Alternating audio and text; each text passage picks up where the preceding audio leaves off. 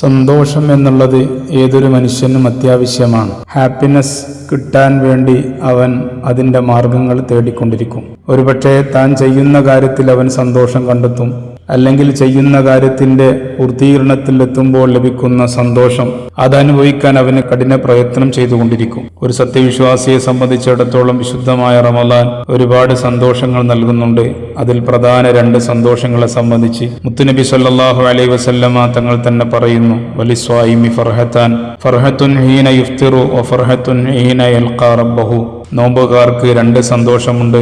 ഒന്ന്, അവൻ നോമ്പ് തുറക്കുന്ന നേരത്തുള്ള സന്തോഷമാണ്, അഥവാ ഒരു ഇബാദത്ത് അത് പൂർത്തിയാക്കി നിർവഹിക്കാൻ കഴിഞ്ഞല്ലോ എന്ന സന്തോഷമാണ്.